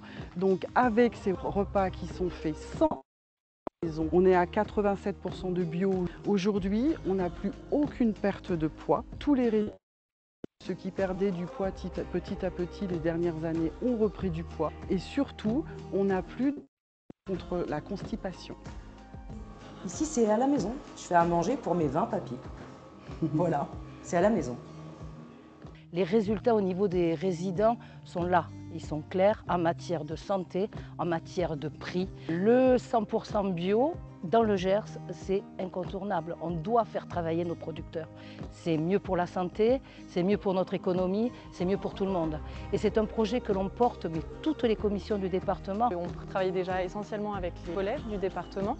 Donc on nourrissait les enfants et à chaque fois qu'on passait devant les collèges, on voyait des EHPAD et on se disait, mince, en fait, les enfants mangent bien, ça serait chouette que les personnes âgées le fassent aussi. On était super contents de pouvoir travailler avec cette EHPAD et avoir ce rôle d'apporter de l'alimentation saine pour ces personnes-là aussi.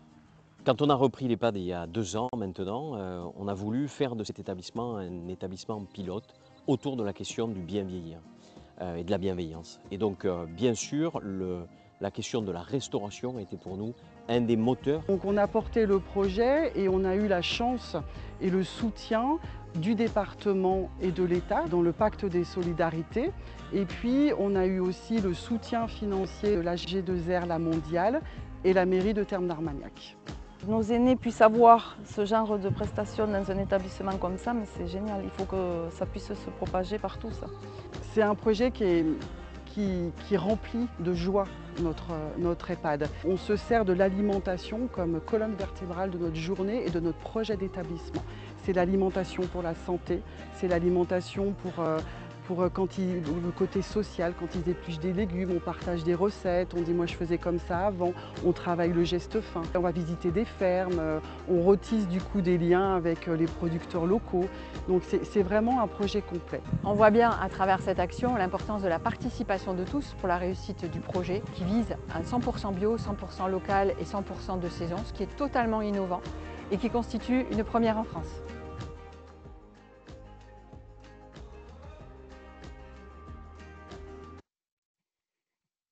Alors, merci beaucoup. J'espère que vous avez pu avoir acceptable. Je ne manquerai pas de la repartager en même temps que l'enregistrement. Je pense que ce sera plus agréable pour vous. Et je laisse la parole à Madame Champommier.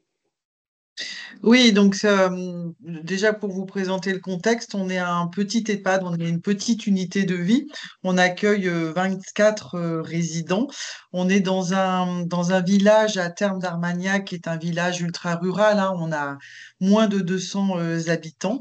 Et ce petit EHPAD, pardon, il est précieux parce que on peut accueillir bien sûr des résidents qui peuvent du coup rester dans leur milieu, on va dire, environnemental, là où ils ont toujours vécu. Et Dieu sait, en ruralité, si on reste bien dans son village. Et puis, il crée quand même 13 emplois. Donc, c'est pas rien. C'est vraiment donc un projet qu'on a voulu donner du sens, créer du lien. Répondre vraiment à plein d'axes qui nous étaient importants. Juste pour ça fait 1 an hein, bientôt que ce projet a lieu. Aujourd'hui, on est à 87% de bio, on est le plus local possible, hein, et puis on fait que du fait maison. Donc, bien sûr, c'est un bilan positif pour les résidents parce que ils ont retrouvé un certain plaisir à manger, une augmentation de la participation au repas. On va plus les chercher, les bonnes odeurs les font venir en salle de restauration. L'ambiance est beaucoup plus chaleureuse, beaucoup plus conviviale. Et puis, à travers des commissions menus où ils choisissent leurs recettes, où ils se disent, moi, je rajoutais ça avant dans la recette. Ils participent un peu à l'épluchage pour la soupe, pour la compote de la semaine, pour plein de choses. Et il y a un sentiment d'utilité et une estime de soi qui refait surface et on voit certains comportements, bien sûr, se modifier. Et puis, au niveau santé, chaque résident, globalement, les résidents ont pris 3% du poids de leur corps, ce qui est plutôt un atout à cet âge-là, hein, pour bien vieillir. Et puis, comme je vous le disais, dans le film, on disait qu'il n'y avait plus du tout de traitement contre les laxatifs. Et ça, c'est une vraie dignité retrouvée et une autonomie retrouvée pour les résidents, parce que quand on prend un traitement contre les laxatifs, quand c'est pas intrusif, on est mal au cœur, on n'est pas bien, on est nauséeux. Et ça, c'est juste insupportable à tout âge. Alors, le bilan financier, il est plutôt positif. Avant, un coût du repas par jour et par résident nous coûtait 2 euros. On faisait venir les repas d'une cuisine centrale. Aujourd'hui, on est à 10,60 euros. Ça veut dire que on mange, c'est une meilleure qualité. Les résidents sont investis dans la cuisine. On a créé un emploi, une cuisinière, et les 70 000 euros de budget alimentaire qui sont prévus par an sont redistribués, restent sur notre territoire. Donc, c'est un vrai bilan positif pour nous. C'est un bilan aussi positif pour l'équipe parce que tout le monde a été formé, tout le monde a participé à ce projet. Et du coup, c'est peut-être un moyen dans nos EHPAD de revaloriser nos soignants et autres et de pouvoir donner du sens à leur travail. C'est vraiment un projet qui a 1 an, donc maintenant on peut dire qu'on est un petit peu quand même garant de nos résultats. Il fait beaucoup parler de lui parce que bah, bien sûr, parce que c'est bio, parce que c'est local, parce que c'est fait maison et parce que tout ce qui se faisait avant dans la restauration, aujourd'hui, bah, on a prouvé qu'on pouvait le faire dans un institut médico-social. Alors beaucoup nous disent, mais vous êtes un tout petit établissement, c'est facile. Non, c'est pas plus facile. Parce que trouver des producteurs qui nous livrent que 6 salades, c'est compliqué. De rentabiliser un coût du repas pour 20 couverts, c'est encore plus compliqué. Et puis, on a moins de moyens d'investissement, on a moins de moyens financiers dans nos petits EHPAD. Donc, voilà, les freins qui ont été les nôtres seront peut-être des leviers pour les plus grandes structures et les leviers qui ont été les nôtres seront peut-être des freins, hein, des freins pour les autres structures. Alors bien sûr, ce projet il a été financé entre autres par le Pacte des solidarités. Et pour conclure, je dirais que ce projet, il a répondu complètement au Pacte des solidarités, pardon, par rapport bien sûr, parce qu'il a mis en œuvre concrètement une combinaison de justice sociale avec un accès à l'alimentation digne, hein, une alimentation digne, et une lutte contre la précarité, pardon, et puis création d'emplois locaux, transition écologique et implication citoyenne des résidents. Donc c'est une traduction, pardon, à échelle territoriale des politiques nationales de solidarité qu'on a pu mettre en place. Merci beaucoup. Merci pour la présentation de cette action très complète. Tout à fait. Est-ce qu'il y a des questions? Donc, si oui, je vous laisse soit les écrire dans le chat, soit prendre la parole, puisque l'ensemble de nos intervenants sont désormais passés. Nous avons pris un petit peu de retard, donc je ne sais pas s'il y a encore des questions. Je ne vois pas de main qui se lève, ni de questions dans le chat. Si jamais vous avez des questions ultérieurement, n'hésitez pas soit à les mettre durant la conclusion dans le chat ou bien à m'envoyer un mail et je pourrai essayer de me faire le relais de ces questions auprès de nos intervenants. Je vais vous mettre mon mail dans le chat. Et je vais donc laisser la parole pour la conclusion à M. Éric Pélisson et également à Mme Juliette Parnot de la DILP. Eh bien, je ne serai pas long. Merci beaucoup aux intervenants, merci beaucoup aux participants et merci aux personnes qui nous ont accompagnés jusqu'à la fin de ce webinaire qui a duré un petit peu plus long que prévu. On se souvient qu'on avait démarré avec 10 minutes de retard. Donc, merci à toutes et à tous. La thématique, on l'a vu, hein, de la lutte contre la pauvreté des personnes vieillissantes prend un grand nombre de formes. On vient de voir effectivement par exemple, les questions de l'accès au logement, on vient de voir les questions de l'alimentation équilibrée et de la santé, etc. Et donc, merci de votre participation. Sachez que je publie beaucoup de choses sur LinkedIn autour des journées qui sont organisées, soit par moi-même, soit par les partenaires, des webinaires qui sont organisés, soit par moi-même, soit par les partenaires. La revue de presse, je relais les publications de la délégation interministérielle. Juliette Parnot va s'exprimer dans un instant. Et donc, vous y trouvez toutes les informations. J'évite d'inonder vos boîtes mail avec des mails. On reçoit beaucoup trop de mails et comme j'ai du mal à sérier ce qui vous intéresse, je trouve que c'est une bonne pratique d'envoyer moins de mails et de davantage communiquer par LinkedIn. Et donc, merci de votre participation.